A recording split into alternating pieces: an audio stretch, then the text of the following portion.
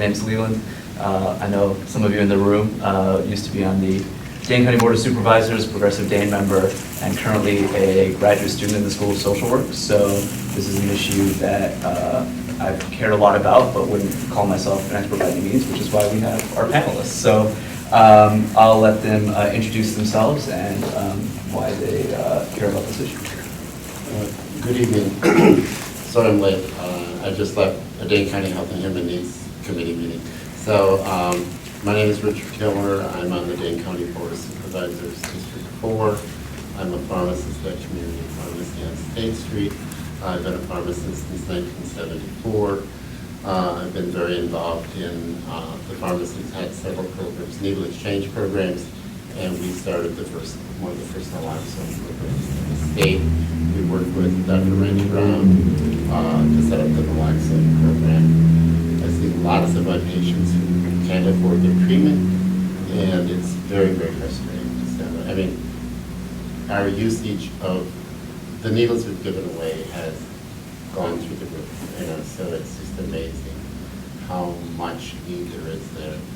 And I have friends who work in the system through the county, and I see that our state is so far behind, like Michigan or Minnesota. There's so much more that needs to be done here, and there's just not enough services for it. So it's a very sad situation. My name is Bri Deyo. I am a master in public health. My background is in biomedical research. And for the last year, I've been working with Dr. Randy Brown on opioid addiction, alcohol addiction research with the University of Wisconsin's Department of Family Medicine and Community Health. So I'm kind of filling in at the beginning for Dr. Brown, who is on another call right now, but Dr. Brown's been working really hard for the last, I don't know how many years, on getting the naloxone program started in Dane County. I believe he's the medical director of ARCW. Right. And so he does clinical stuff half-time and research part-time, and I'm his full-time research coordinator. So we're both really invested in the topic and also the account. My name is Cheryl Wittke. I'm director of a group called Safe Communities, and we're an injury prevention coalition. So we look at the top causes of injury in Dane County, and then we build partnerships to address them. And actually through data that was provided by Public Health about 5 years ago, we discovered as a coalition that this drug overdose is our #1 cause of injury death in Dane County, exceeding traffic crashes. So we've really mobilized a lot of partners, and we are a coalition. So it's a coalition with an awful lot of partners, including law enforcement, first responders, people that work in harm reduction and needle exchange programs, treatment providers, healthcare providers, really to sort of come up with a collaborative solution to the issue based on, what we know works, which at this point there's not a lot of evidence to what works. So we're working with prescribers to reduce, to start the numbers of opioids being sort of prescribed in the community, and then trying to build treatment capacity and support the good work that others are doing. I'm Jimi Reinke. I work for the AIDS Resource Center of Wisconsin, doing the LifePoint needle exchange for the past 17 years, and I'm here not representing the agency, but on my own, representing the drug policy change that needs to happen in the community to better address the harms that are going on. Thanks so much. So just as an overview, just the format I had in mind, I thought I'd just open up with maybe 2 or 3 questions, preset questions, and then would love to get the audience's sense of what they want to ask about and they want to talk about. So at that point, maybe I'll turn it over to you to ask questions. If you don't have any questions, I do have more preset questions, but they probably won't be as interesting as what you want to ask about. So if folks are cool with that, we'll just go from there. So I'll start off with perhaps maybe the most, too broad of questions, which is, how did we end up where we are today in Dane County and in the U.S., where opioids is viewed as an epidemic? In your perspective, how did we end up here? Well, I've been a pharmacist for many years, so I've seen I work with a pharmacist who actually is from Germany, and she has moved here, and she's amazed at the opiate prescribing in the United States. I mean, she is like, we hardly ever use oxycodone, hydrocodone over there. And it is a huge problem here. I mean, Wisconsin is ahead of the game because we have a registry now. But, I mean, there was a horrible problem in Florida. I mean, I talked to a federal agent they were delivering drums of hydrocodone and oxycodone to these pharmacies.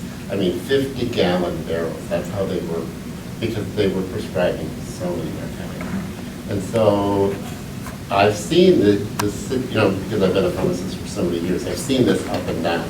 Oh, we need to treat people's pain. Oh, no, we don't. Then it's just like it goes back and forth. So you have this very liberal approach to treat pain, and then it's pulled back. And now it's because of it. I mean, it's a huge problem with overdose. I mean, more than heroin is prescription medication. So you were seeing a huge pullback right now. So therefore, people who are getting lots of pain medication, lots of prescriptions, don't have that source. And my belief is that they're going to heroin. But that's, you know, I don't know if that's really proven as to what's going on, but it is interesting to see the changes over the years. I think in our research with clinics in Dane County, we've seen this sort of shift from practitioners being the authority to being like the person who is providing a customer service. And so, and we've heard this from physicians and pharmacists that, you know, if they push back too much and don't give the customer what they want, then they'll just go somewhere else. And that, I think, is what you're talking about in Florida. That was happening a lot, where they're just, you know, dispensing. But, you know, to the credit of the physicians, they, you know, they're really trying to work out. I mean, opioids are effective, at least short-term pain relievers. They're very powerful, and people know that. But I think that what we, you know, could be doing better is, and what we are doing is we're trying to coach physicians on how to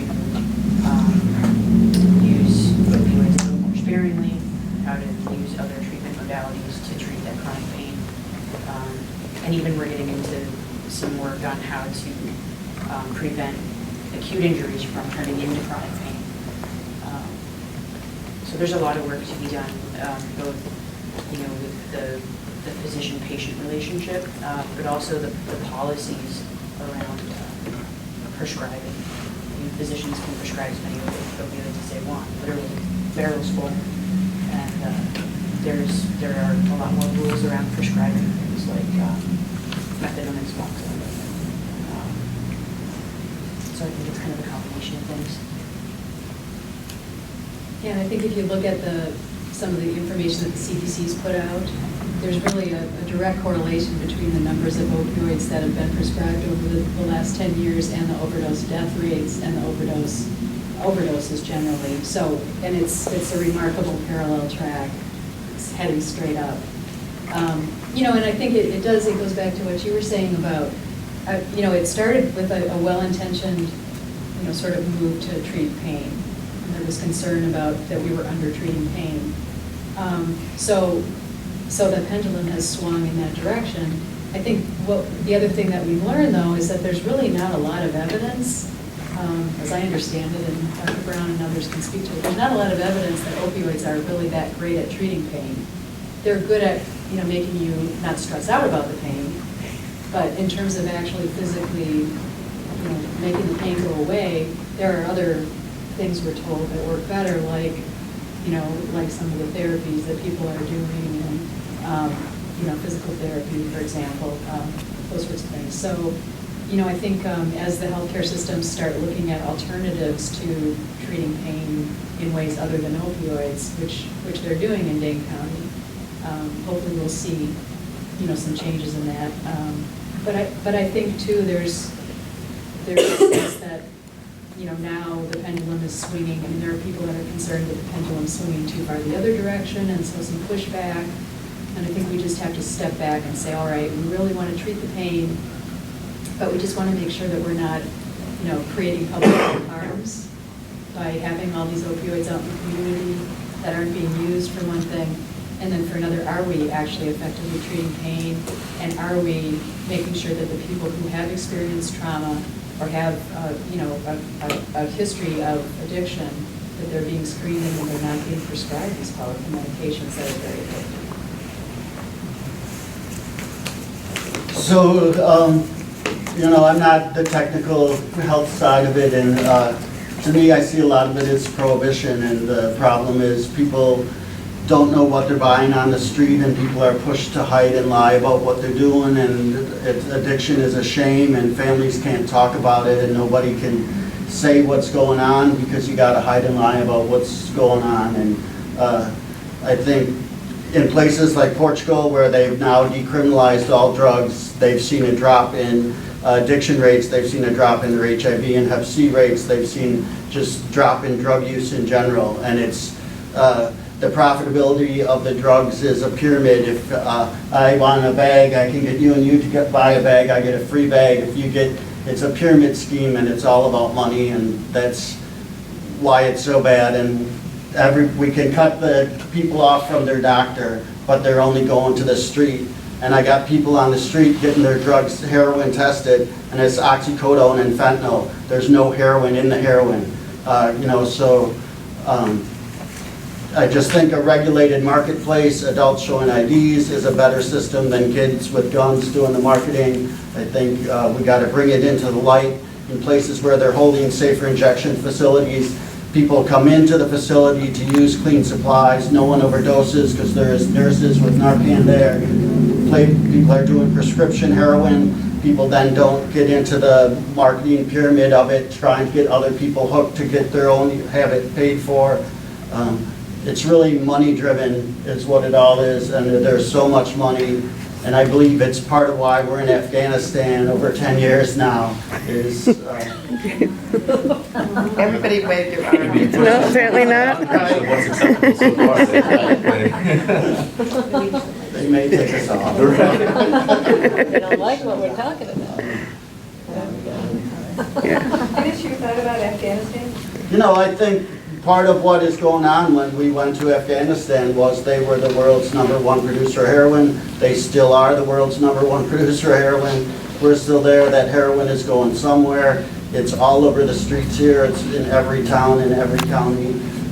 It is just, the profitability is insane. It's $2,000 a kilo to the farmer in Afghanistan. That kilo's 1,000 grams at $200 a gram on the street. They chop down to 5% purity. It's millions of dollars off of a kilo. There's just so much money involved in it.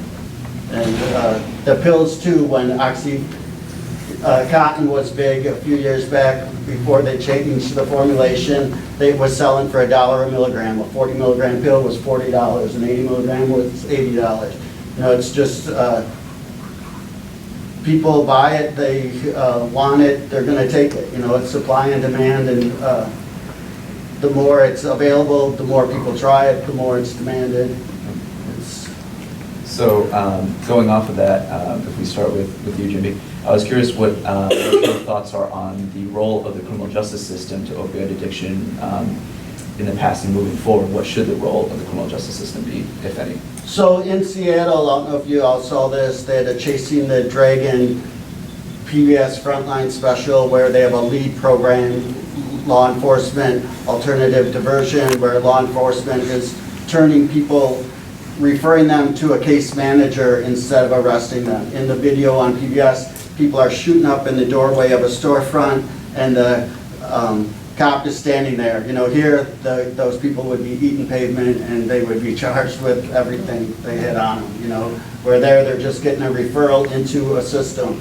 And so that started, we talked about it a little bit, a meeting a couple months ago, and it started just in an area of Seattle, in their downtown where it was heavy use, and they've expanded it since out into the King County completely, but it started smaller, in a small area where there was high volume of use, and you could refer people to a case manager who could help them find housing if that was what they were looking for, or treatment if that was what they were looking for.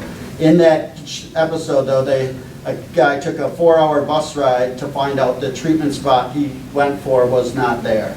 And it is just that way. I have someone who lives in Dodge County, staying in Greene County, trying to get into detox. Those counties just refer you to a hospital. The hospitals will not accept him because he has a violent history. The county here, Dane, we send you to Tellurian. Tellurian told me $650 a day to detox. It's like, no one has $650 a day to detox. And we spend a lot on enforcement. And I talked to someone last week who was telling me methadone pain prescription their friend gets for $18 a month. People dose at the methadone clinic for $18 or $20 a day. So for this $18 a month, we could be prescribing so many more people. And it would just be easier to have dosing centers where we have people come in and get a dose if they're sick or they're feeling desperate. You know, it's instead of holding up bakeries and restaurants and gas stations and everything that people do when they are desperate. The problem with the opiate is you're sick without it. You know, once you're dependent, you're sick without it. Then it becomes a week of the flu to come off. And then we offer methadone, which is like 2 weeks of the flu to come off. You know, it's like we don't really, it's all for profit and profit driven. I just don't see, you know, the enforcement, you know, should have a detox center in it, and sure, they keep people downstairs for it. You know, I don't think it needs to be enforcement driven is what it is. And they've got enough other things to worry about, and I think with all just the violence in the neighborhoods and the gang stuff, it's all drugs and guns, and if we had drugs regulated, there would be no need for the guns in the community, and the police would be trust. You can't open up to anybody about what's going on because everything is just carried to another level. I was just asking about the role of the criminal justice system moving forward around opioids. Well, I think, first of all, there's some really interesting things happening in Dane County, including, you know, looking at the model, the Seattle model. Yeah, I mean, there's law enforcement agencies that are looking at that. And, you know, things like the drug treatment court and the opioid diversion project at the DA's office. There are lots of, I think, programs that are working. I think part of the issue is that, you know, there's not really enough capacity, and there's a lot of, the system's very fractured. You know, we have through the Parent Addiction Network, which is a group of all sorts of folks that came together to basically identify what are all the resources in Dane County for treatment and for navigating the criminal justice system. We have professional folks that are accessing this website because it's so hard for people to understand how their own system will work. So, I mean, I think that that's a big challenge, and, you know, I mean, ideally, I think if people are involved in the criminal justice system, and I'm just going to sort of start there, if they are, I think really understanding that, you know, this is a chronic disease, much as, you know, people are diabetic and need insulin, you know, people are getting off their opioids and trying to recover, the medication-assisted treatment is what works. I mean, you know, there's just a much lower relapse rate if people are on medication-assisted treatment. So sort of accepting that and saying, you know, we're not going to judge the person, but understand that they have a chronic relapsing disease, I think is kind of a, you know, just a different perspective. And I do think that we have come an awful long ways, you know, in this community and as a country, you know, to sort of approach it that way differently. Not that we don't have a long ways to go, but I think we've come a long ways, for sure. Yeah, I just would reiterate the effectiveness of the diversion programs. I think it would be great if law enforcement sort of got out of the treatment business and did more of the work in terms of distribution. So I mean, if we're gonna keep heroin illegal, right, you know, the police should focus more on keeping the guns off the street and that kind of stuff. And then we can treat heroin addiction not as a legal problem, but as a chronic relapsing disease. And that would be a little bit of a better model if we're not gonna like go all the way to the decriminalization of heroin in general. Yeah, it's a huge problem here in the county. People get arrested for filling our county jail with people who have either mental health problems or addiction problems, and it's such a waste. I mean, and they don't really get treatment there. I mean, you go to jail and you're just that cold turkey. Then eventually you're offered a program, you can go to get the injection at Journey, but you have to meet certain requirements. And if people are on meds for their addiction, like Suboxone, they don't get those while they're in jail. They just go for. So it's, I think we're filling up our jails with the wrong people, and especially people of color, and it's such a waste of resources. And we're not treating, you know, where you were in Minnesota, if you got arrested, you could get treatment. Here, you get arrested, you can get on badger care for a while, but then if you get a job, then you lose your badger care because they have such strict requirements. So I have patients who can't pay for their treatment. You know, it's heartbreaking. They're working a minimum wage job. They have a family, and they can't pay their deductible on their insurance. They've lost their badger care because they make too much money. So it's a horrible, horrible system that we have. So for as successful as the drug court can be, it is a waste of money because there are people who aren't arrested who can't get into treatment or afford it. No, so we should just be funding treatment options for people. And if they can do $18 a month for a pain management patient, why is it $18 a day for an addict? You know, it's just, the drug is cheaper than that. We can get it cheaper than that. We can get it so people can dose if they're sick. And then I hear that the drug court is mostly white, young white males that are in drug court.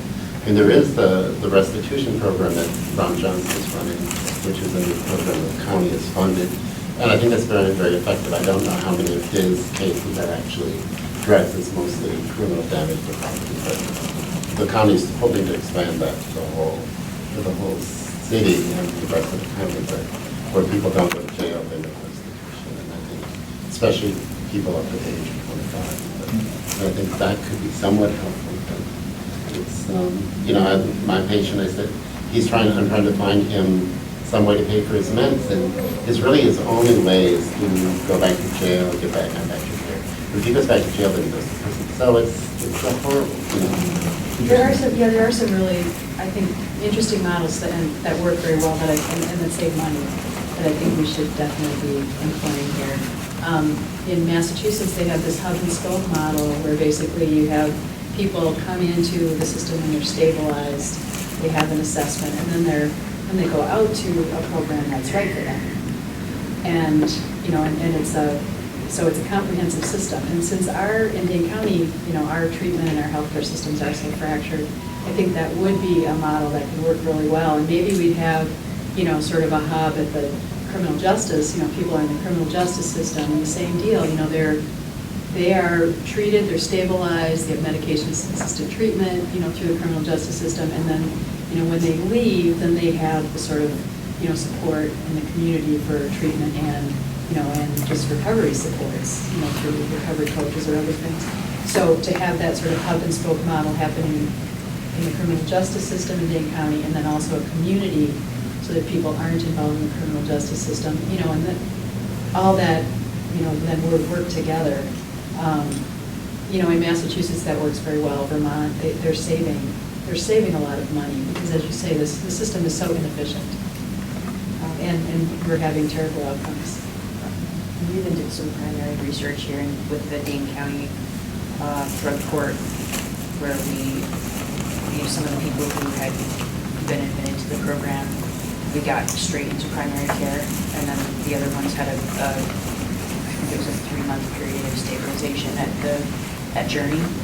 And we found that the people who had the stabilization period did a lot better because it's just too hard to go from no help to just primary care, just outpatient primary care.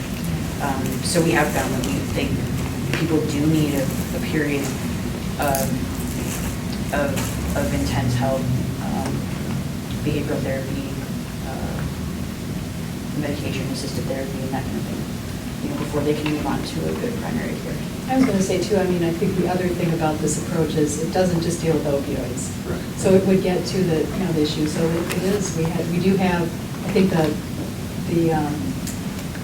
opioid issue is affecting everybody the same across the, the sort of socioeconomic, whereas other drugs are much more affecting people of color and lower income people. So, so I think we have an opportunity here though to transform the whole system for everybody, not just for the opioid users. It's an epidemic and we need to address it. We don't want to downplay any of that.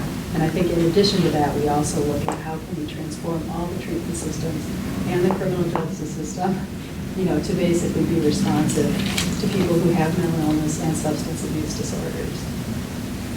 So I thought I would open it up in terms of questions to audience members, if you have any. Yeah. My name is Thomas, and I have comments and questions. The first one is, has this become a problem only because all of a sudden the white people are involved more in this than the minority people are? And secondly, I've heard that some of the people say just let them die because they're just going to go back to the drugs anyhow. That is the comment. It's been in the paper and it's been in some other places too.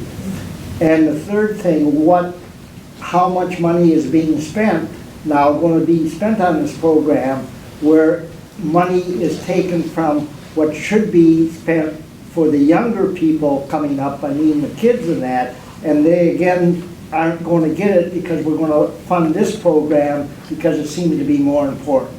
So those are my questions and comments, and thank you for coming, having this discussion. And could people speak a little louder? I appreciate it. Okay. Let's see.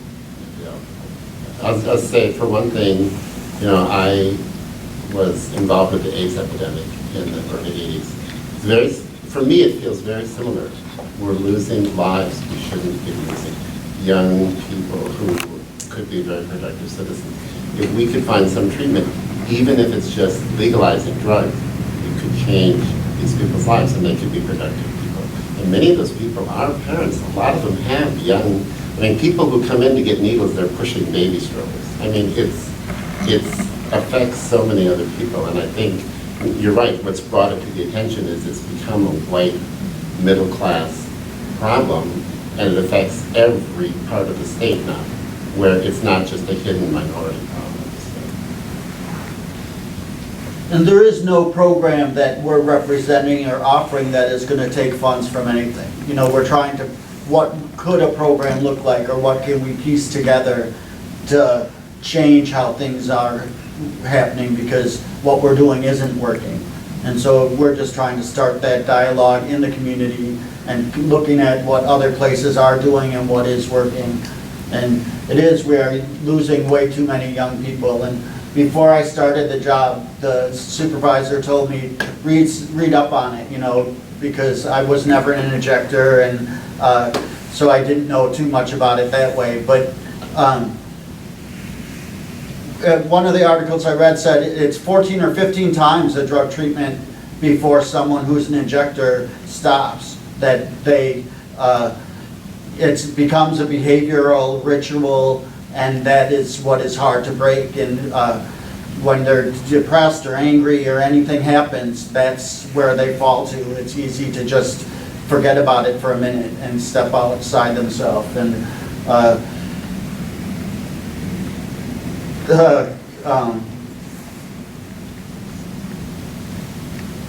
forgot what I was saying, but it shouldn't be a crime. There are people who are using, are just sensitive souls who are self-medicating. They're blocking out trauma, or other things from their past, that is why they use. It's 60% or better of people were abused as youth, either physically or verbally, and that is why they inject. And you know, to take a needle and stick it in your arm is a pretty heavy thing, and I can't imagine doing it. I don't like to get a vaccine, you know, but the people who are doing it find it as an escape, and it's a release, and that's all they're looking for, is an escape and release. And they are not bad people.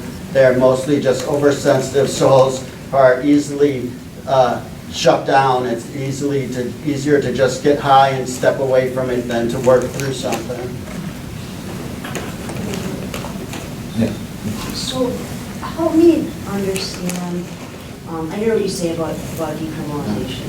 I don't know if that's gonna happen anytime soon. But help me understand if we decriminalize and we make it, it is regulated, people with addictions would still be addicted. So people who are alcoholics work every day or they don't work every day. How is your habit? We switch people to methadone, they get their dose every day, they can go to work today.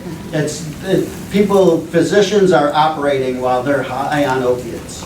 You know, there are people all over who are operating machinery and doing everything on their pain meds.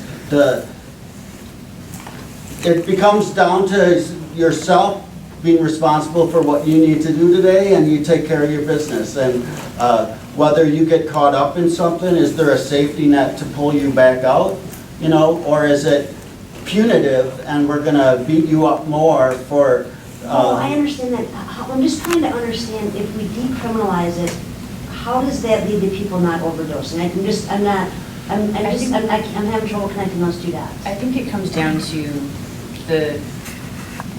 who you're gonna ask for help. It's a criminal activity, right? And so we're finding that people who are using IV drugs are getting their information about overdose prevention on the internet, from their friends, from other users. If heroin, for example, if using heroin wasn't a crime, they could ask their doctor about it. They could say, I'm having problems with this, I'm having, you know, how can I get better? And maybe if we could bring it more to the attention of medical professionals earlier than having people.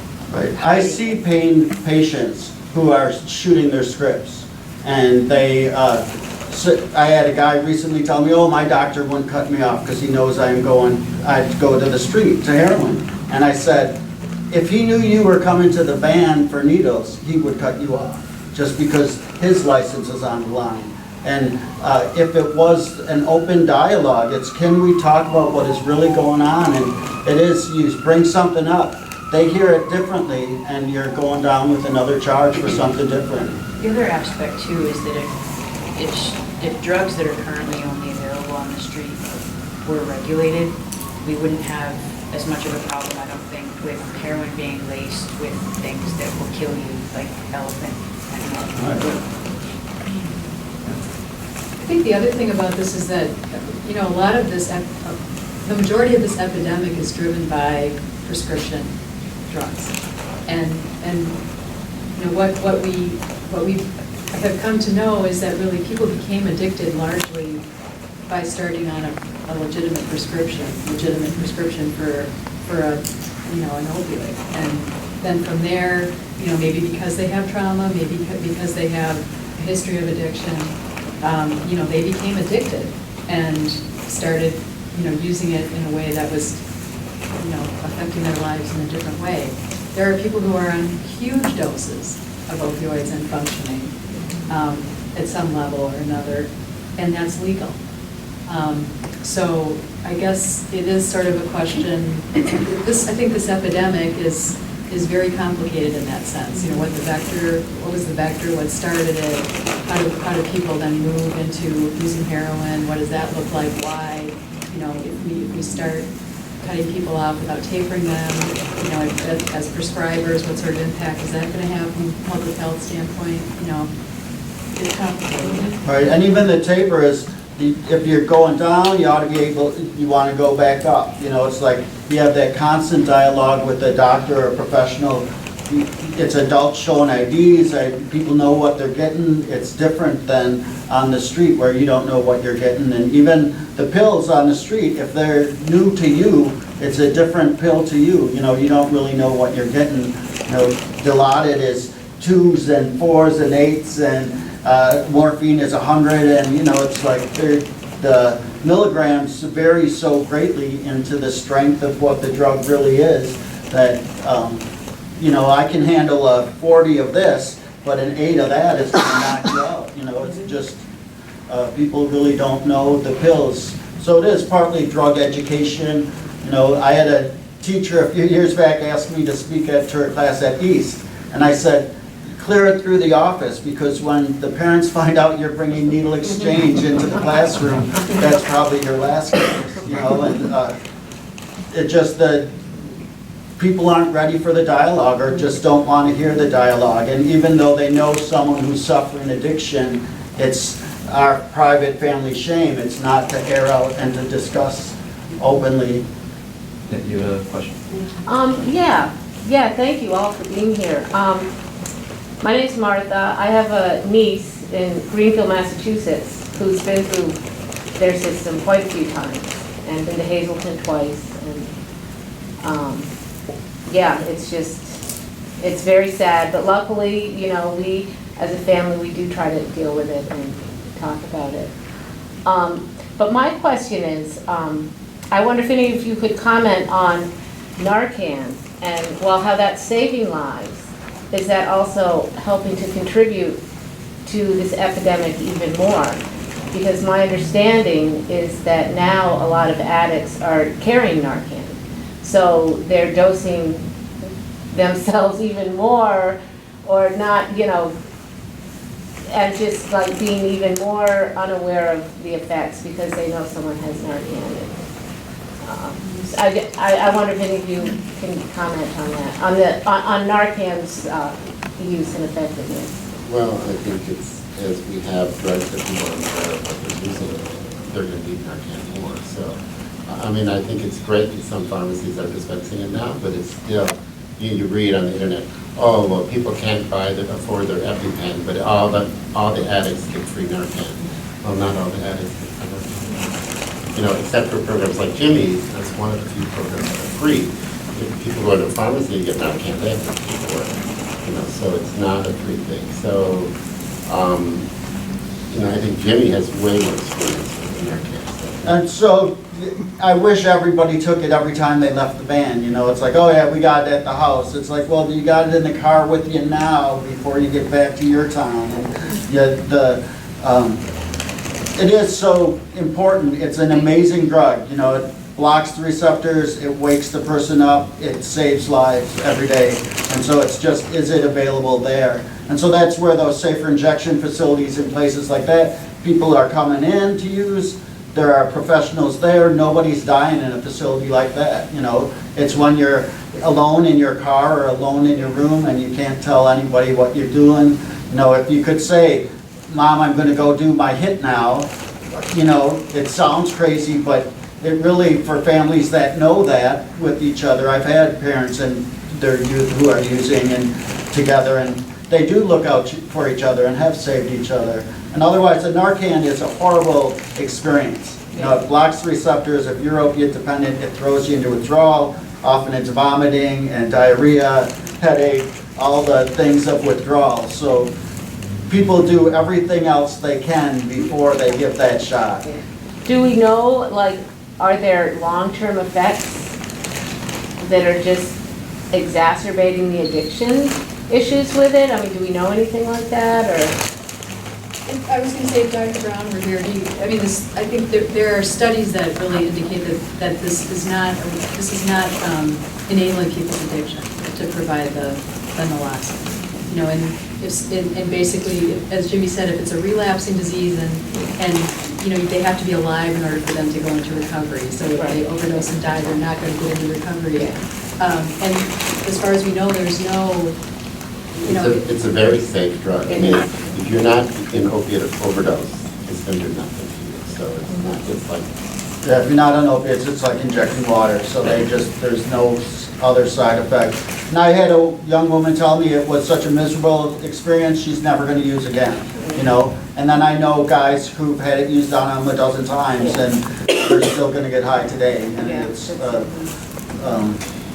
think too, we can't necessarily think of everybody as being rational Right. when they're in this state, you know, that, oh gee, I'm gonna, you know, use a lot and then I'm gonna use the Narcan and I'm really thinking through this. Right. I don't think that that's what's going on. I think it's really important to the point that you made that it is a chronic relapsing disease, and using the Narcan, I think, helps people get to the point where they seek treatment. And like you even said, sometimes it takes a couple of times to even go through treatment. It's such a complicated disease, and I think that Narcan is a tool and not an enabler. I think that the research would say that as well. Yeah. I'm curious, Jimmy and others too, about, you know, the Madison experience versus the rural community experience. I mean, I think of Madison for as far as we still need to go as, you know, people come in to get to community pharmacy or public health or whatever to get their needles. but so we're mobile too, we have 2 mobile vans out of our Madison office, so I saw someone from Stoughton today, I saw someone from, I was to Waterloo yesterday, I was to Cambridge yesterday, a coworker went up north to Dells and Baraboo today, and even further north, she goes up to Mauston and places like that, further north of the Dells, and it isn't available enough, and even the clean syringes aren't available enough, and it's, as soon as we give them the supplies, they can't have the supplies. So it's like we need to decriminalize the supplies just so people can carry their own supplies and they don't use someone else's supplies. And I've had a kid in Janesville was like, oh, you have a slightly used syringe I can have? You know, and it's, I had a guy who, from Edgerton, who he had called a couple times and then we couldn't jive our times together. And then it's almost a month later when he calls and he's like, oh, I just went through my bucket again because they were only used once and now I used them all the second time. And it's like, in the meantime, there's blood in that, there's bacteria now growing on it. It's, you know, so it's just, syringe availability is such a huge thing and people are hiding and lying about what they're doing. They can't call to get new supplies. Someone's here now, I can't have you come here now. You know, it's, I just learned of a woman I know died over the weekend, had septicemia or blood poisoning, and so she was reusing stuff, I'm sure, because I haven't seen her in quite some time, and people just don't think, you know, it's I just want to get high. It's not, do I have the right equipment to do it properly? You know, people are like, oh, the tourniquets are snapping so much lately, and it's like, well, really, it's a medical equipment thing. It's meant to be used once, you know, and they'll take a box of syringes and 2 tourniquets. It's like they're going to use that each 50 times, you know. It's like they're not really built for that, and we can't afford to give them 100 tourniquets either, but and they wouldn't take them anyway just because they can't have the paraphernalia, you know. So it just, there's so much of it is reflecting back to, is it a law enforcement issue or is it a health issue? And do we spend the money on health things or do we spend it on enforcement? Do we need cops looking through the trash for syringes? And, you know, it's like, it seems like a waste of their time to me, you know, for the money we spend on it. And we just gotta, there's people falling out of the walls for help, and we can get you into treatment if you go to jail. But if you call around, you can get on a waiting list and call every day and call back and call back. And, you know, in the meantime, you need to keep using. So what kind of, I'm just wondering about consciousness raising. I mean, the information that you guys are sharing is really great. I think one of the things that really caught my attention being out in Richmond Center is, you know, when there was the sheriff race, and they all identified opioid poisoning as the #1 problem in the county, and what are you going to do about it? Enforcement. And and go into the fifth grades and do education. And I'm like, so I've been talking to friends out there who I think would have a little more awareness, but we all have so much to learn and understand and shift in our thinking. So the pharmacist from the hospital at Richland Center has called and talked to us at the agency and wants to start doing needle exchange out of the hospital in Richland Center. And so it's, but who's going into the hospital to get supplies, It's you know? less anonymous, Yeah, right? right, you know, so it's great that he's interested in doing it. It's wonderful if he starts it. We'll see how it gets accessed. And really, once people know it's there, it will snowball. It is amazing, just the growth at the exchange at the pharmacy. You know, it started, it was supposed to be on weekends or after hours, people could go there, and then got a couple guys I knew downtown. Every time they called, I was in Baraboo or Floyd, and so they would stop by the pharmacy, and it really just all of a sudden jumped to where they're doing 300 kits a week, most weeks. So I want to let other folks answer these questions, and I know you have questions, so. Let's just say thing, but the pharmacists are a very conservative lot. We opened a second store in Middleton, and we interviewed a pharmacist. When she found out we were giving away free needles, she ran out of the interview crying and sobbing and wouldn't come back. I mean, this is what you're dealing with health professionals. And then we get a call from the Middleton police and say, we hear you're opening a second store in Middleton. And we're like, yes, we are. Well, we hear you're going to distribute needles there, and we want to put a stop to this. And this is the Middleton Police Department. And we're like, well, we haven't decided to do our second store if we're going to do it. But it did make us, I mean, we don't distribute at our second store. So, I mean. Where when I heard a second store, I was like, great, that'll relieve my west side, even the western county, all that'll make it easier for people coming in there. And then it's like, no, we're not doing it there yet.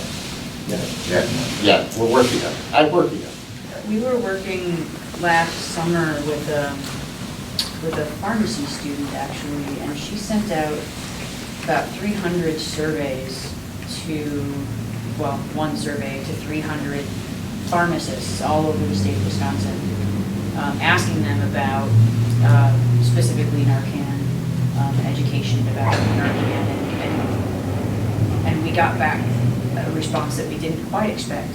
It was pretty conservative, a lot of ideas about Narcan enabling people to continue using. It's a super common thing, I mean, that people think, and it kind of made us realize that we need to do a lot of work on kind of dispelling myths and reducing stigma so that we can help people, you know, ask for help when they need it.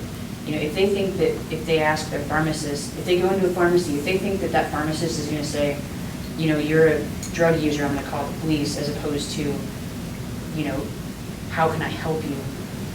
They're not going to ask for help. So I think that that's something too that we can all work on, no matter what we do, is kind of addressing the stigma and helping people know that there is help and that we won't judge them.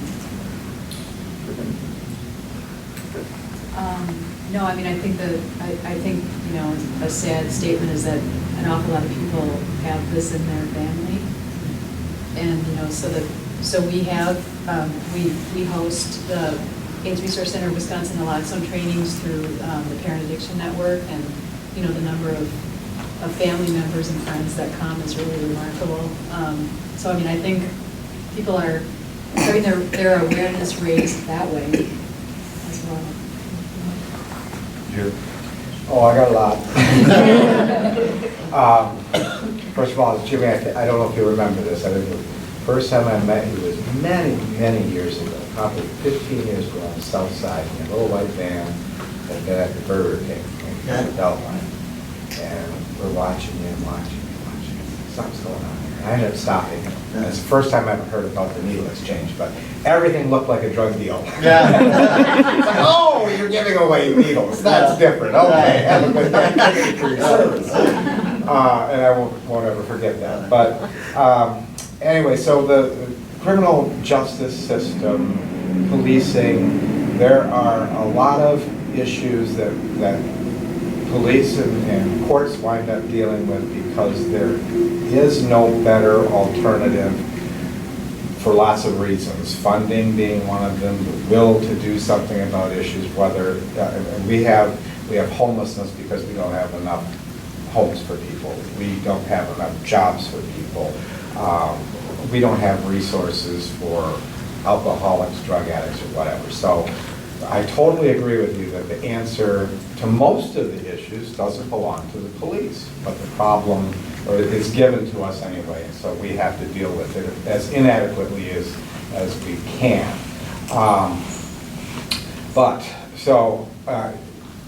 I do want to say that, and I don't have the numbers, but anecdotally, I would say that the number one time when a heroin addict gets arrested in Madison is because they have overdosed.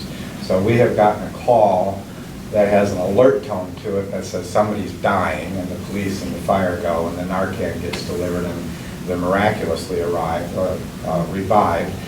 Then it's a trip to the hospital, and depending on how the prognosis there, they may go to jail and be charged with possession of heroin or whatever narcotic, or they may stay in jail and get an order to appear later. So I don't know that we are finding a lot of heroin just sort of proactively.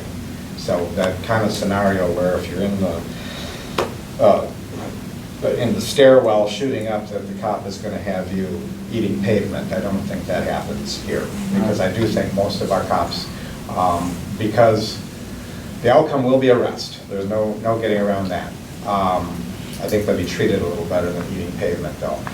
But the outcome is going to be arrest. And then my hope, when I see this out there, and I think for most of us, is that we trust the court system to then make that referral to where there are resources. So that is very disheartening to find out, no, that isn't happening. Drug court is somewhat successful as a diversionary thing, but I think we definitely need to do more. So I kind of make this into a question. If somebody can, my understanding is that we have Vivitrol available. And Vivitrol can be administered only after there's a period of being clean. And it's really, really difficult to get anybody to that point, because even when we make an arrest after a near-death overdose, that person will likely be released from jail a few days later with no resources, and they're back to using, so they will disqualify themselves from using Vivitrol.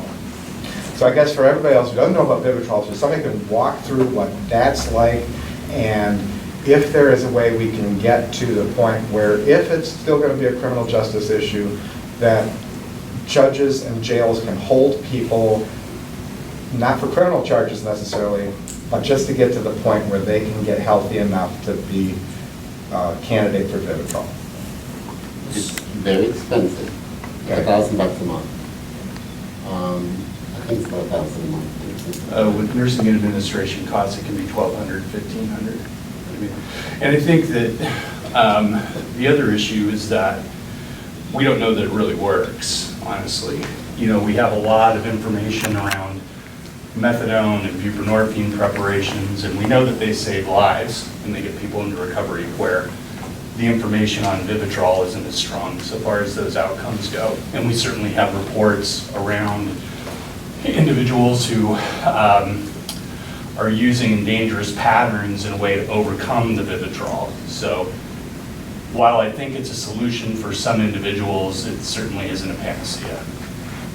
All right. So I go into the jail and do the training with our Narcan to inmates, and then also get them to sign up for the Vivitrol. So I was in jail today to do that.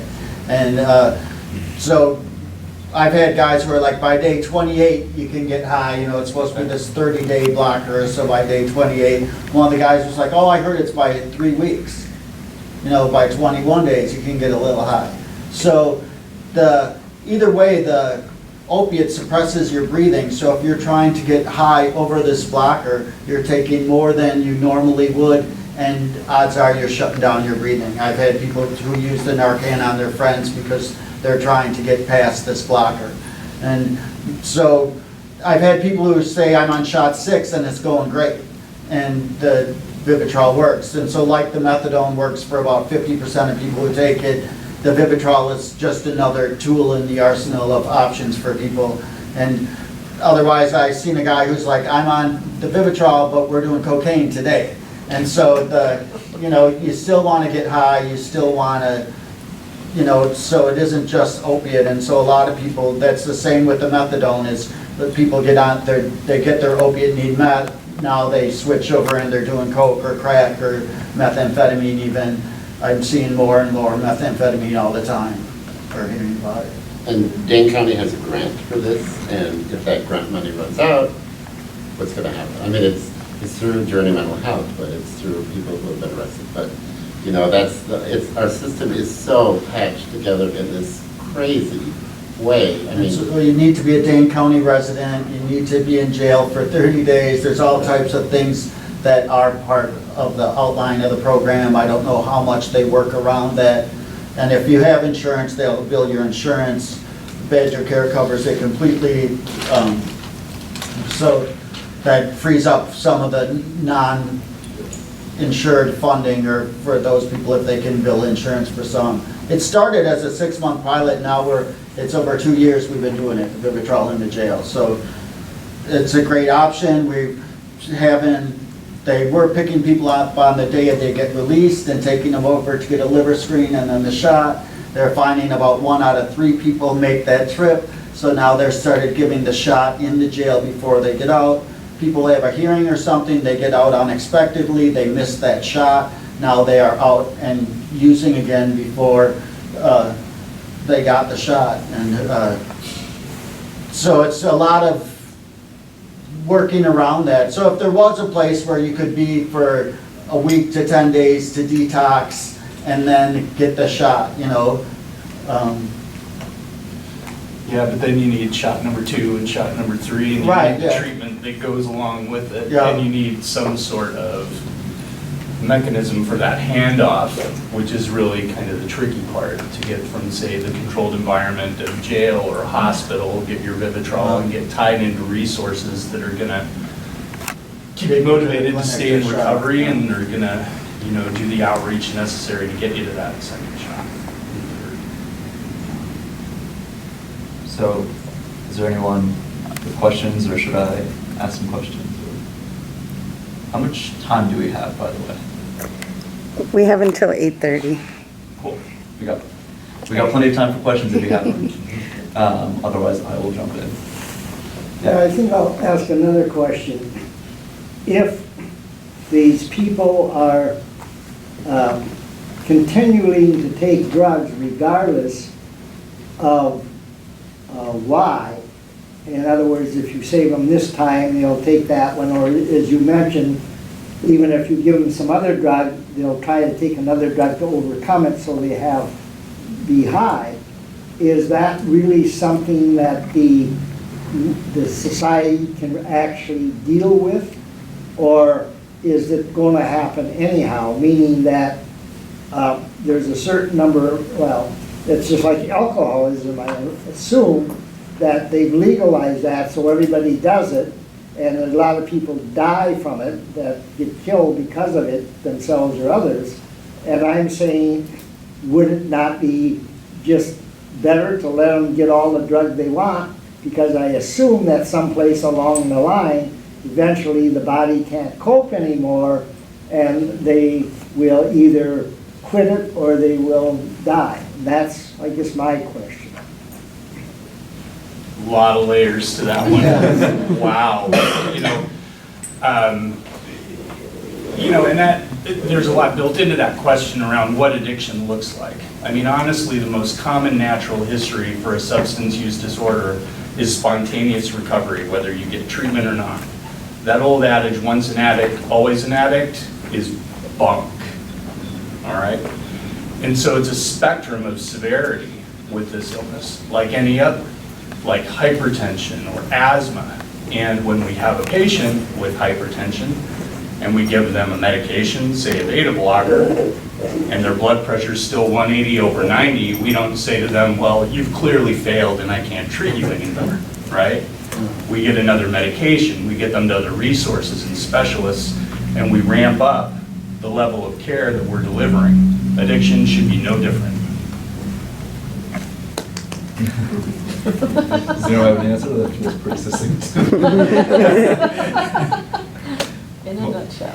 I have a question. Yeah. So it's budget time for city and county, and if you guys had a magic wand, is there something you feel, like we don't have millions of dollars, but if we have some sort of money, what would be sort of the most effective place to put money if you had to pick a couple things, or if you want to tell me what the Cadillac version is too, that'd be great. But like what kind of things in your ideal world would you see the city and county putting money towards during the budget?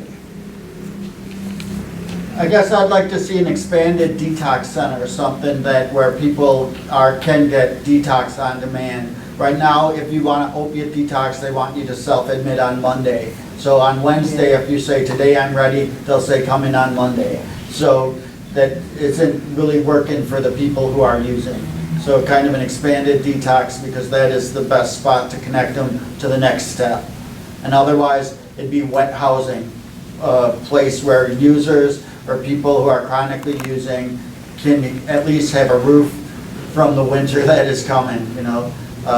Last winter I knew a mother-son duo, and I would meet them out the mall, and they're trudging through the slush to come to the van, and you just hated to see them go from the van because they're going out into the element again. And they got a car, and it was like, hooray. But can you imagine being trapped in your car in the pouring rain or snowstorm, and at least you're out of the element for a minute, but you're still, it's not a house, it's not housing, it's not, we should be able to bring people inside. Look at these facilities we got, and we got people homeless, camping in tents and sleeping out in the woods.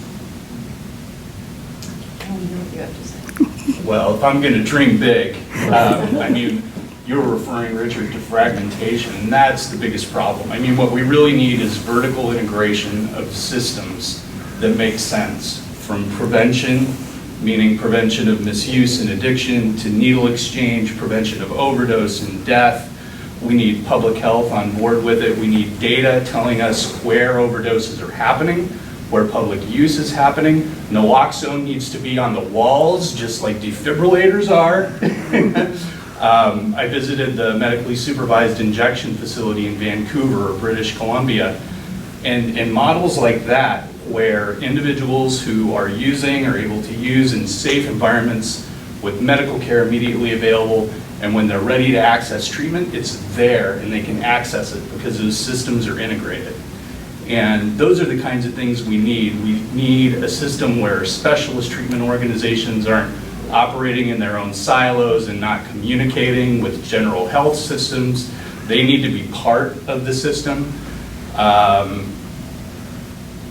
And they need to integrate with primary care. I mean, doctors in hospitals and primary care, they can't get trained in these issues because of that siloing of the system. I mean, you think about how your doctor after residency continues getting their education. It's because I have a patient with chest pain, I send them to a cardiologist, and I'm able to get records from that physician about how I continue supporting that patient and treating this illness.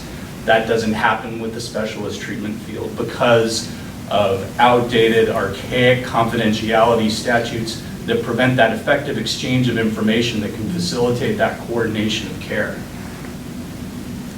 And then you have a system where people lose, I mean, we have a horrible Badger Care system where we refuse federal money. People are pulled off Badger Care right when they're getting their treatment. So it's like, well, of course they're gonna go back to using, or they're gonna, you know, we need expanded Badger Care for people so that if they get into treatment, they are guaranteed some kind of coverage for 3 years so that they can get their treatment instead of saying, oh, you're working at a restaurant now, so you're making $6, you don't get insurance, you don't get Badger Care. So what are they gonna do?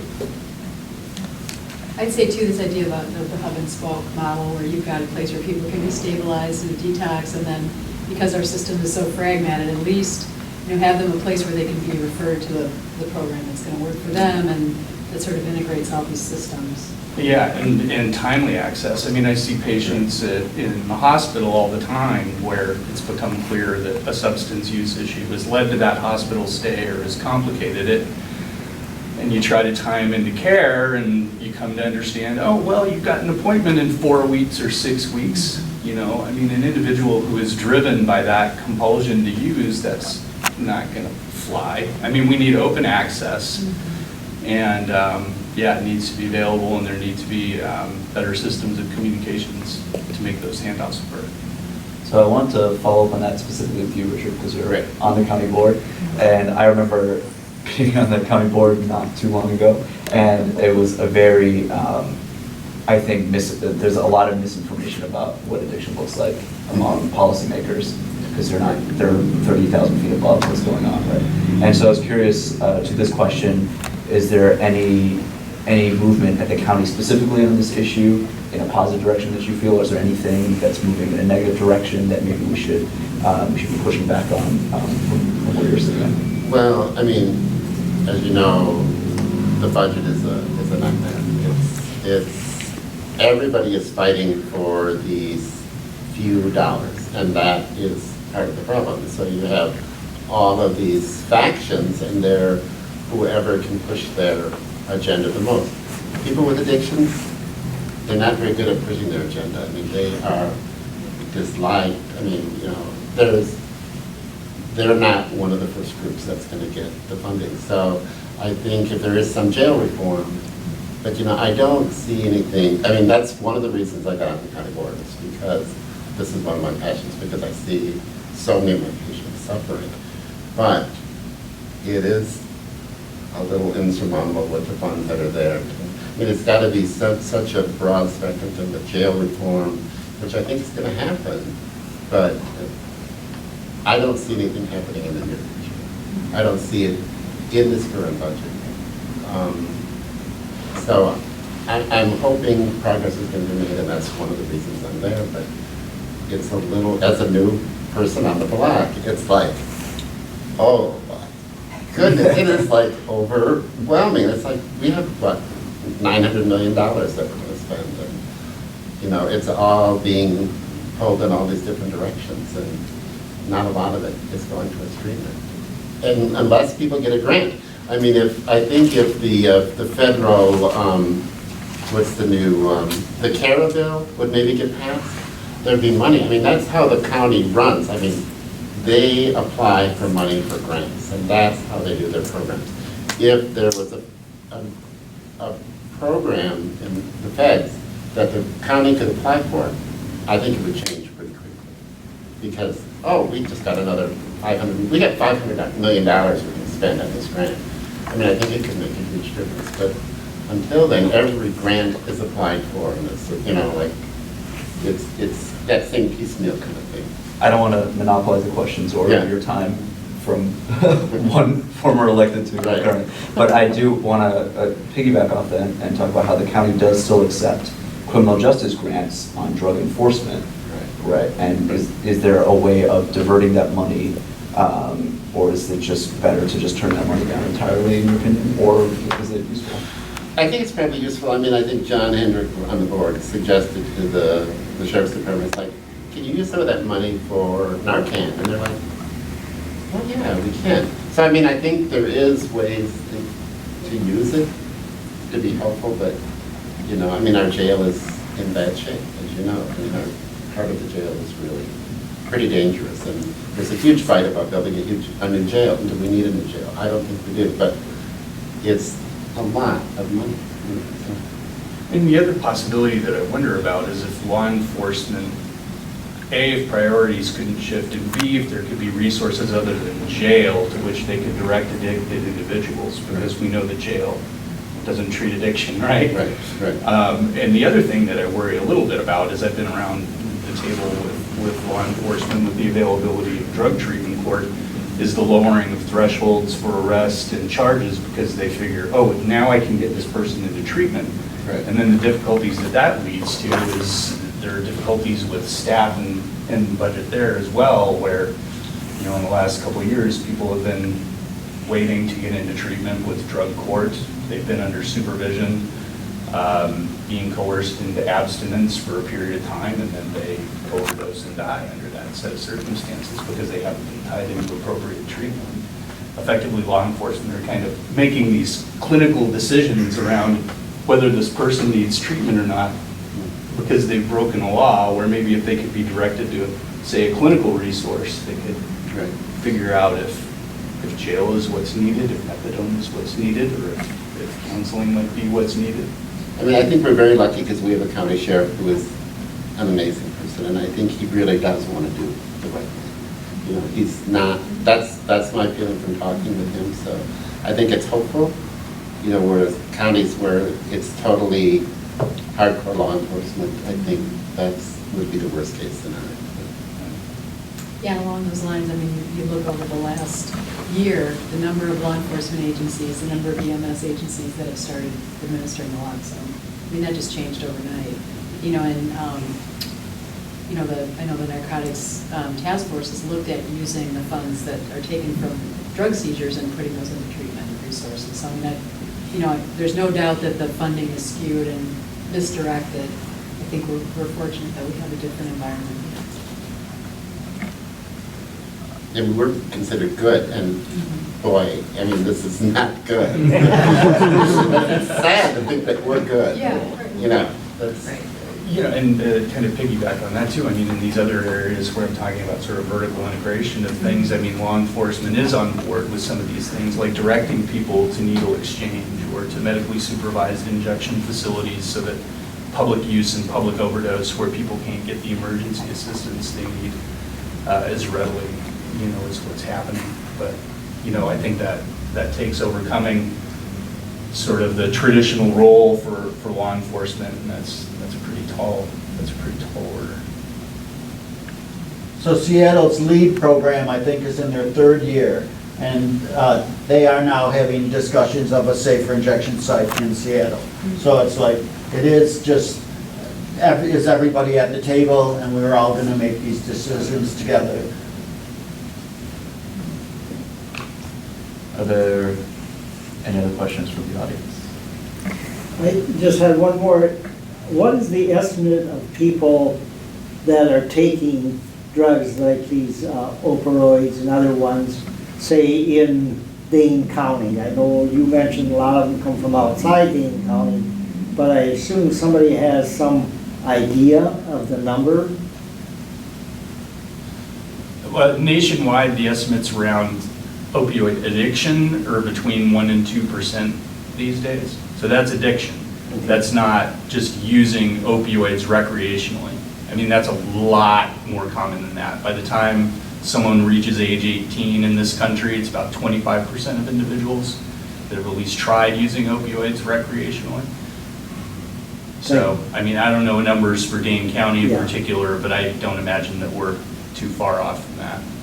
Didn't we determine that a statistical sample for our overdose survey would be about 300? But I don't remember what percent of the population we thought that was. Yeah, and I think that was based on kind of the target population more centered on those using regularly And then and injecting. utilizing the needle exchange. And, right, Yeah. and using needle exchange, yeah. No, so there's 2 methadone clinics, and they both are about 300 patients each, you know, so, but that's treatment then. So then how many of those are still using, and how many of those people aren't quite to the methadone stage yet, or if they ever go there? And that's the Suboxone and the Vivitrol and the cocaine and the methamphetamine and the stuff that doesn't even apply to the opiate treatment, you know. And so how many methadone clinics are in the state? I mean, you see that article on Seattle where this guy spends 8 hours a day getting his methadone. I mean, if you're living in northern Wisconsin, what is your access to a methadone clinic? Yeah, there are 14 or 15 statewide, and 75–80% of those are in sort of urban-ish centers, so Milwaukee, Madison, Tri-Cities. And it's not cheap, it's for-profit, they make a fortune. I mean, these companies make a fortune running these clinics. Oh, yeah, I mean, a tribute to that was the big buyout of the Right. 2 local clinics really recently What by do a they very pay? large corporate. They paid millions of dollars for those. So they're a huge moneymaker for these people. And they're, of course, making all this money. I mean, we could talk that about drug companies, we could talk that about insurance companies. They're making gigantic fortunes on people suffering, you know? It just doesn't seem right. Well, I mean, it's an effective treatment. Right. But, you know, should it be kind of in those settings with that set of motives, you know? No. I mean, I think they should be expanded on. Yeah. Right. Yeah. Well, there should be county dosing centers where if you're sick or you're feeling like you're gonna do something, you can come in and get a dose. You know, it's like, we ought to keep people well so they can go to work. I had a mom call me once, her daughter wanted to borrow money, she didn't want to loan her money to buy dope. And I was like, I don't know if I would give my daughter money to buy dope. Is that the bag she overdoses on? You know, what do you do as a parent? And then when I talked to the daughter later in the day, she was like, why did you tell my mom no? You know, and it's hard to see it from both sides, and there ought to be the safe dose for that daughter to take so she could go to work today, you know, and keep her functioning, keep the society less desperate, less, it shouldn't all be profit driven, you know, just these clinics where someone for pain management told me it's $18 a month for their pain methadone for the month, and otherwise it's $18 a day to dose at the clinic. You know, it's like, what is needs being met and what is the real cost? And I call health and human needs for people who are like desperate to get into treatment, and they're like, oh, they should call Journey Mental Health. And I'm like, they've already called Journey Mental Health, and they say they're not taking new patients. I mean, so it's just, you know, it's just not a good system. Do you know anything, Jimmy, about with the safe injection sites in Washington State, how they got past federal laws? So they haven't started it. haven't. They're just discussing it, yeah, in Seattle. It's been headlining in a couple of news articles online that I've read. I would think that would be a hurdle like Colorado went through with legalizing marijuana, that they have to work with the feds. But they usually- did it, you know, and the feds still, it was banking issues after they legalized it, and now this, Colorado has funded their schools and they're taking care of homelessness. I'm with you here. So it is part, how do we get our state on board with at least that, and then we can fund treatment options for it, you know, that, I just talked to someone who was just back from Colorado, and he's like, it's $32 an eighth, and then it's $18 tax, so it's still $50 an eighth, just like on the street, and, but $18 of that is going to taxes and paying for schools and paying for the system to keep working. And it's been working, and Colorado is great. We got 5 more states in November voting on legalized weed. It's, you know, it just, Wisconsin has been so slow to make any move, and even when it was Democrats running it, they wouldn't even talk weed, and it's like, you know, we're supposed to be a progressive state here. I was just wondering, do we have any sense of what the gap is for treatment services? Because that Monday morning thing where it's like you want services, you got to go there Monday morning, and people just, if they go, sometimes they get turned away, and it just seems like there's this real, like, if people want help, they can't get it, or they get the help and they're in treatment for 30 days and then they're released back to homelessness. Or they, you know, like there isn't any sort of follow-up after that. It just sort of like the services just seem to drop real rapidly. Or you got to go to Baraboo to get your Vivitrol shot, and you got to go to Rockford if you've already been through the treatment system here. It just doesn't seem like people seem to think that the services exist, and when you start digging into it, the services aren't there. And I'm just wondering, does anybody have any sense of what the gap is? I mean, is this normal? It seems like in other places there's more services available, and I'm just wondering what's wrong with Dane County. Oh, the whole country is a mess. I mean, you know, I mean, and the gaps occur at a lot of different levels. I mean, across the board with addiction, this isn't just opioids. Less than 10% of individuals in a given year who need treatment get it. And there are a lot of reasons for that. And a lot of the time, the majority of the time, actually, it's because the individual doesn't realize that they need it. That's a gap. That's because their doctors aren't asking them about it, and that's because they aren't educated for some of the reasons that I went into earlier. And then there are issues around access for about 50% of the remainder based on geography or insurance status, things like that. I mean, there are a lot of problems to overcome besides just access to adequate treatment resources. You know, I mean, we're not going to treat ourselves out of this epidemic. The specialist treatment organizations don't have the capacity, and they frankly don't have the skill set. They don't do prevention, they don't handle the pain addiction overlap with regularity. You know, we're all in this together. Law enforcement, general health care, hospitals, primary care, specialist treatment, all need to be on board with this. We're not treating our way out of it. And that's why I see where the county could do that. I mean, because the county does run the health department. We do have a huge effect on the health budget of this county. So I think that is one of the, but like I said, they run on federal grants. So if the money's not there for the feds, then. I just learned public health is doing exchange out of the city-county building also on the 5th floor office. Oh, yeah. Where otherwise they got the office on Park Street and the office on the east side. So it's on the 5th floor, you can pick up the needles, and on the 6th floor, you can sit for picking up those needles. So it's, why are we're, you know, that's where the cost can be saved. You know, we need to stop the paraphernalia charges because it isn't connecting people to treatment resources because the resources are already gapped. And if we can just have treatment on demand and detox available when people are ready, it's like pull them in, and they fall out of the woodwork coming at you. You know, it's just finding places for them is the problem. I have another question regarding the HIV, hepatitis C fallout from this, and in needle exchange, very few people, I don't know what your experience is, Jimmy, but very few people would bring in their needles. And a lot of them would say that they didn't want to be caught with the needles in the car. So they could be prosecuted. Right. As soon as they have them, they can't have them. You know, I had a guy who had one clean syringe, and this was at the time we had individually wrapped syringes. He had one clean syringe and a bag of cotton pellets, and the cop told him, "That's not how I get my cotton. That's paraphernalia." And then it's up to the court to sort it out, you know, and he will plead as something. So you have the same people aren't bringing you their dirties? They're not bringing us. No. We get a lot of dirties back. We monthly have a pickup for lots of dirty syringes, but I'd say, half of them maybe. We get 10%, 5%. But it is, they can't carry them, but if we come right to you, we'll come to your door, we can pick it up, You've got to be doing something with them.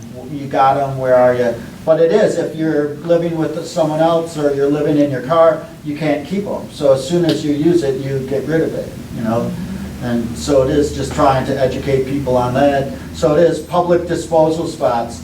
We could use a couple metal mailbox type things outside of the public health offices and on State Street where people could drop sharps. That seems like a cheap fix for what is probably a problem that we don't want these needles in the landfill or wherever else they're going and crushed and flushed and, some plumber's opening a pipe and now there's needles in there, it's pretty scary. We have just begun tracking with a database where needles are found, and they're found everywhere, absolutely everywhere. I don't know if anybody's ever seen them, but it's troubling. No, it's amazing. You And I pull saw it into was in a mulch PDQ of a or something, playground. it's the little orange cap that's laying there. It's like, where is? So, yes, totally, we need a place to get rid of them. Yeah. That would be cheap.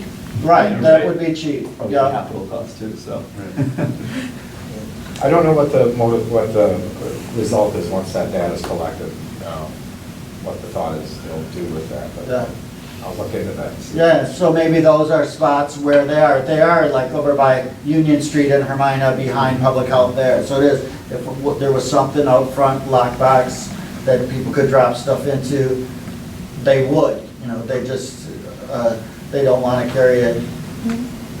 Well, the pilot with the syringe data is, we're hoping Oh, that that's yours. agencies- Yeah. Oh, there you go. Not just mine, but I know a bit about it. As mentioned, it's just started to be able to have other agencies, and we are hoping that we can roll out a mechanism on the website or through calling the office, whatever works best for people to be able to have citizens call in and report to. So right now, it seems to just mainly be open to other agencies who are getting reports. So we can kind of streamline figuring out who's getting reports of syringes in the community. And then we'd like to, as you said, map that data. Where is this happening? Can we figure out where the needs are for different disposal mechanisms and start working towards that? So on a county level, something we could do to start would be maybe the sites to pick up, trying to expand freedom sites. And maybe trying to pass something about paraphernalia. Yeah, to decriminalize just the, So there's three things that I do. right, that Right. wouldn't cost much to start. That aren't gonna really break the budget. Yeah. And then it just increases the dialogue around it anyway and the awareness of it. People don't think of it, and it's a fluke when you see one, but then you're over here and you see one again, and I've stopped at garage sales and they're in the street, it's like, crazy. Can you point to information resources for general public about opioid addiction treatments that would be help along the conversation? We do have a. So like the Parent Addiction Network website, I refer people to that all the time, where parents who are stressed or looking for treatment options. There's at least a list of options there.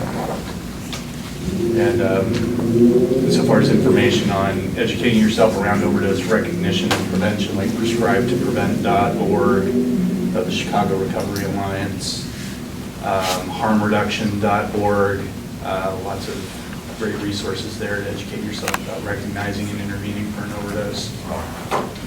Looking for treatment, also the Substance Abuse and Mental Health Services Administration, SAMHSA.gov. When you go to the opening page, there's a treatment locator function there where you can enter a zip code or municipality and find out what resources are nearby, and it'll also let you know what sorts of treatment modalities are provided, what insurances they accept, things like that, so far as resources for tying into. Something we're going to have on the website pretty soon, because Sky Tickerman at Safe Communities is working on this, is a map that starts with the person. So if you have this insurance, then this is how you navigate that system to get the treatment. And it's remarkable how much work that's been. I mean, it's just amazing. And, the other thing that's interesting about it is to sort of line them up and say, all right, so this system, it actually takes 3 weeks to get into treatment. This one you can get in more quickly. So what she's doing is presenting that to the insurers and saying, hey, did you know that it takes 3 weeks for people in your system to get into treatment, and it takes, a few days for this? Is that really, we're going to disclose this to the public? Is this really, do you really want that out there? And so they're actually starting to be a little responsive and figure out how to be, more accessible to folks. But it really is, it's really a morass. And then the problem is that people who fail treatment or who don't follow their doctor's orders, and then the doctor fires them, and then, I mean, it's then, or they have a criminal record and they don't want to be arrested because it's such a mess. I have one more. I see you pass these around. I didn't take one, but I was wondering, are those posted in the libraries and other public places so people can see them, and say at schools and so forth? They are, but we love help getting them out more places. So, and we got more at the office. We also have, this was a campaign that, do you guys still put the don't run, call 911 stuff in the bags?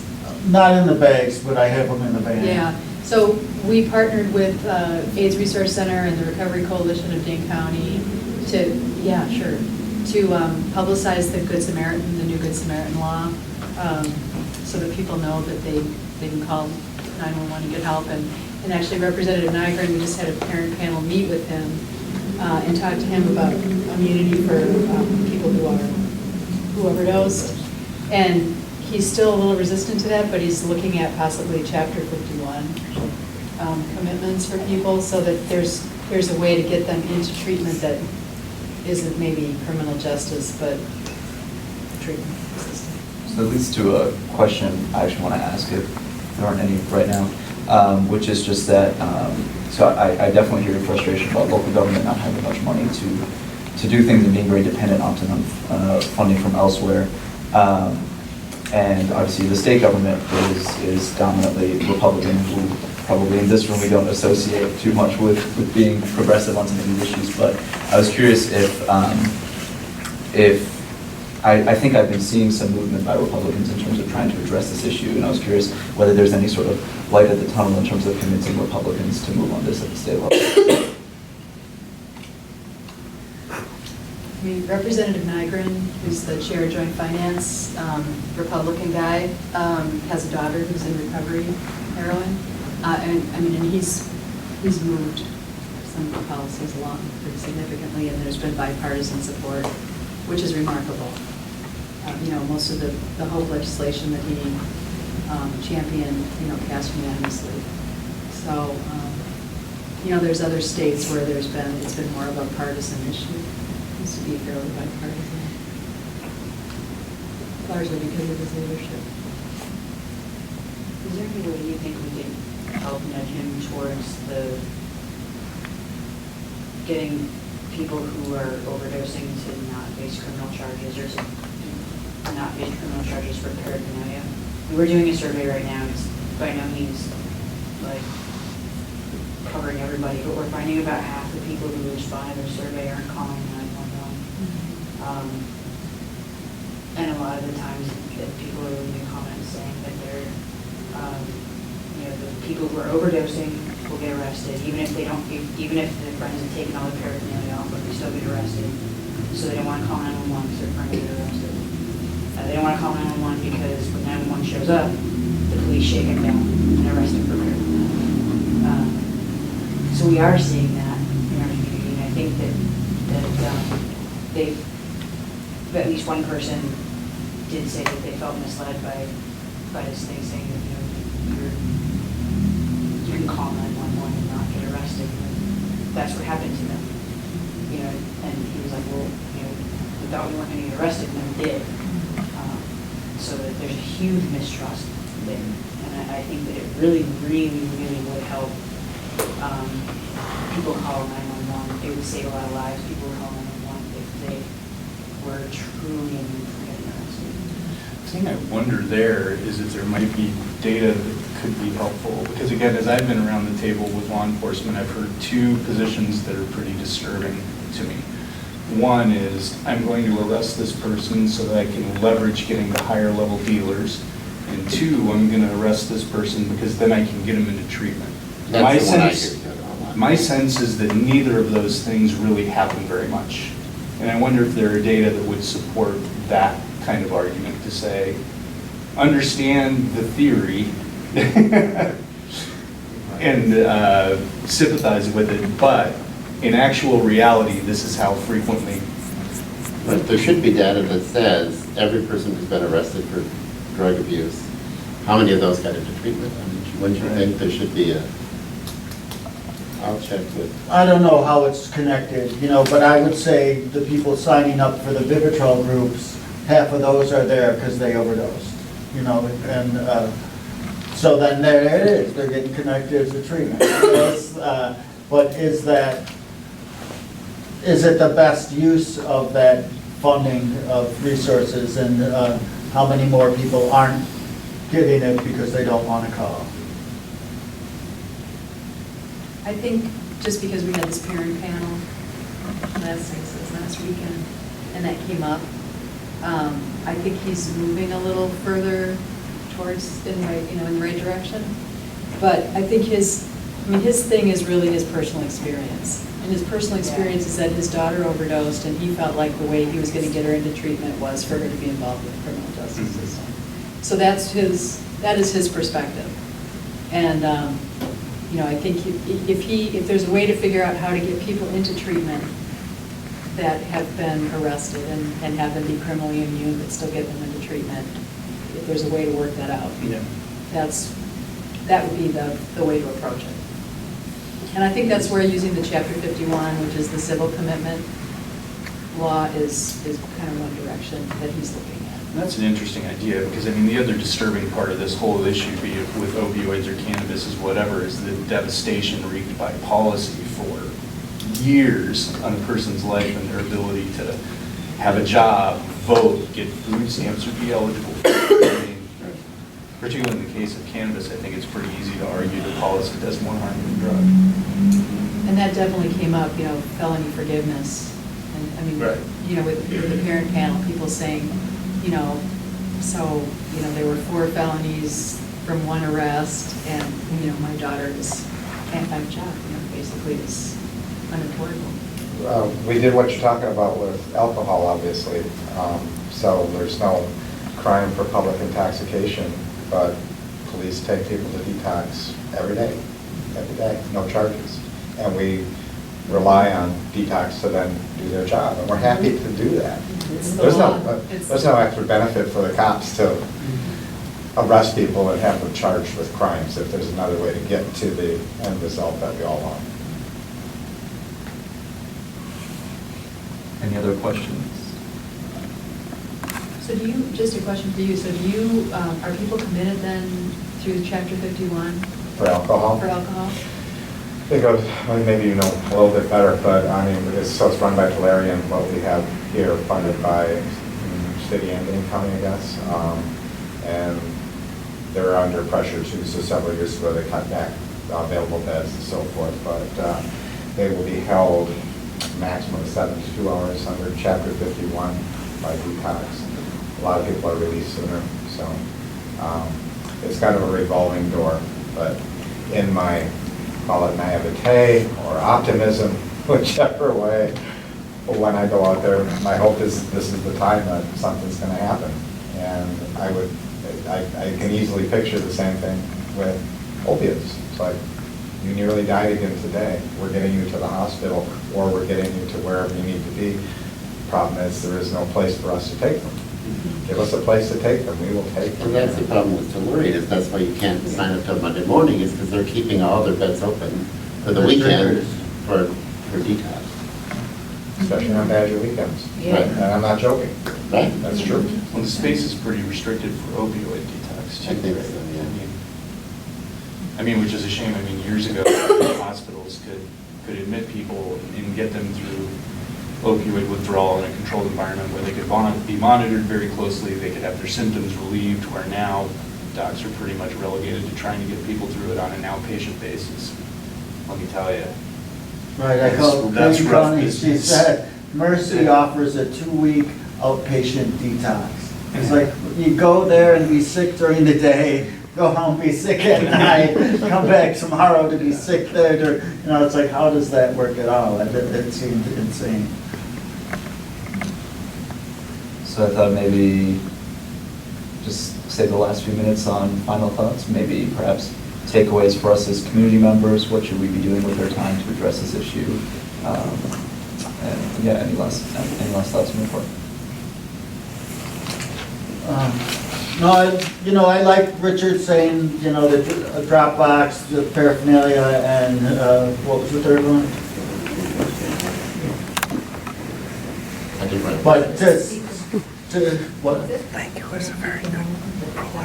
The decriminalized, that's the paraphernalia, the Dropbox. There was one, you're right. Maybe expand in needle availability. Right, that would expand needle availability. So just those 3 things are positive first steps, and And not that expensive. right, so continue the dialogue, but it is something concrete. If now we got drop boxes, it's a totally different thing. And in New Mexico, they got vending machines outside the public health offices where people can buy a 10-pack kit of supplies. So it's like those are, we run 10 to 6 Monday through Friday. So weekends and nights, when people really are looking for those supplies, were not available.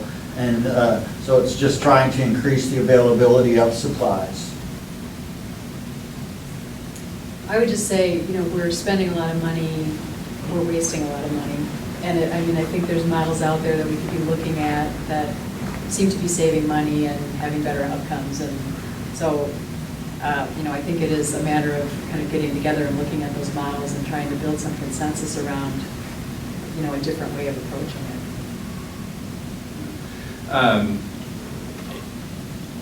A lot of stuff I think also needs to happen upstream. I mean, I think we get bombarded with a lot of press around heroin, but our main problem is still prescription opioids. That accounts for the vast majority of overdose and death. And so there needs to be education of patients, there needs to be appropriate medication storage. People shouldn't be storing these things in a shoebox under their bed or even in their medicine cabinet. These things need to be locked up. Prevention around overdose, we've already talked about quite a bit, but I mean, the flip side of this whole issue is healthcare kind of knows all this. They know that we're in the midst of this epidemic, so now prescriptions are getting reined in, people are transitioning to heroin. In the VA system, care providers are concerned about this issue to the point where they're taking people off of opioids more rapidly than some might argue is compassionate, and that's led to actually some suicides in that system. I mean, we're really in kind of a mess here, and again, all kinds of facets of healthcare need to get on board and work together to handle this thing in ways that don't lead to more devastation than it already has.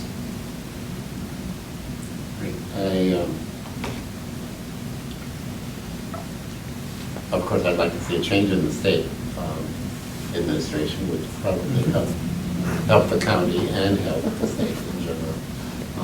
But I don't see that happening for the next couple of years. So meanwhile, funding keeps getting cut. I think they're cutting district attorneys, so people are going to be stuck in the court system. I mean, it's like they're stuck in the court system, and they're not being brought up, and so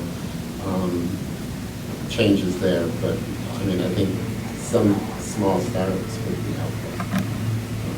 I mean, I think if this federal bill passes, that could make a difference. That would give people something to work with. Can you describe in a little more detail? You said it was. It's called the CARA bill, and there's a lot of funding there, but it's stuck in committee. I think it's still yet. It's a federal bill, right? For drug treatment. I think it's what does it stand for?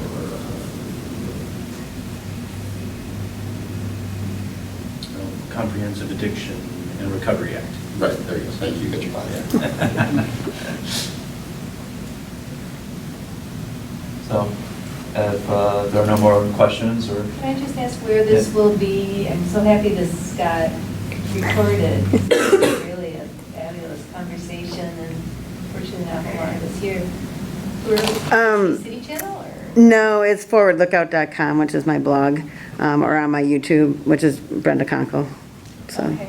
And I'll probably, it'll be on, I'll put it on Facebook and other things too. One other thing I was trying to get my one patient who can't afford his Suboxone to come, but of course, he's working a minimum wage job, he has to work. So I mean, I think it'd be really good to get a few people on a panel who are really struggling, trying to find, I mean, people in every stage, people who are at the very beginning, and people who are totally in recovery, and then the people in the middle who are wherever they go, they're turned away. So their frustration, I think, would be really good for this group to hear too.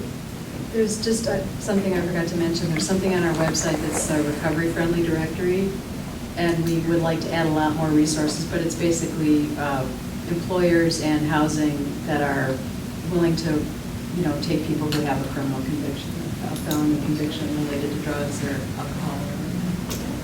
So, we keep trying to build a listing, but that is on our website too. Did you say including employers? Yes, employers and housing. It's based on the LGBTQ-friendly directory, so we took that idea and transferred it to recovery. you didn't have your hand raised, did you?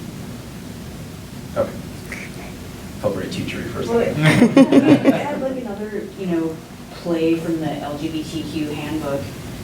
would be, for like, we've all been here and had this conversation, and people have a lot of stigma around, this is what an addict looks like, and this is what an addict acts like, and this is what they do, and I think that we can all have conversations with people around us to try to break that down a little bit, so that when these bills do come up in our local and state and federal, lawmakers, that people aren't gasping and saying, how dare you use tax money to pay for naloxone? So that we can all start conversations, with our families, so that maybe when that stuff comes up, it'll be received with maybe a little more open mind.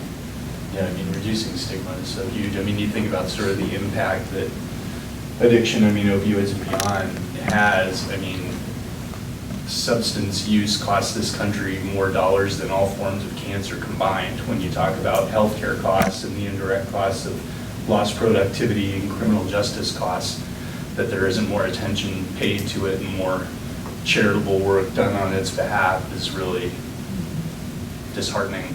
I think when you look at HIV and AIDS, what a group basically did, mainly gays and lesbians, who really fought for legislation and they fought for treatment, and look at where we are now. Until it was like, had you met someone with HIV and AIDS? So like, right.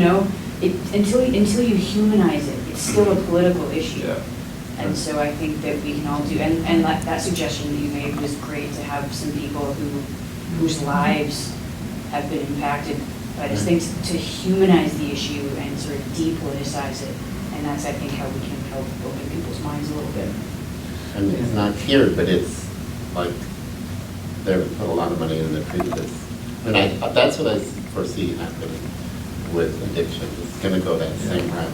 The money's going to be there, and the treatments are going to improve. Yeah, and the iron is hot now. This isn't kind of an urban poverty issue. Rural and suburban white children are dying now, right? So exactly. So now exactly. It's tragic that that's the way it is, but that's kind of the way it is, right? Well, that kind of speaks to what you were saying. It is humanizing it for everybody. Right. Yeah. Well, one thing, just to share, thanks so much for all the work that y'all are doing and commitment and care.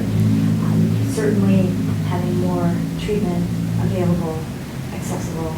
And one of the positive things I'm hopeful about that Mary's been active in pursuing, Leland's been a leader on, is having a restoration center in the county to keep people out of the criminal justice system, a place where people could go, the police would be able to take a person who's having a mental health crisis, is in an altered state, but to be assessed and connected to services. That's a big question, but there is some momentum going on. Attention please, it is now 8:30 and the library is closing at 9 o'clock. Please plan your checkouts accordingly. Yeah, thanks so much. And it looks like we've perfectly hit time. So, thank you very much to the panelists. Thank you.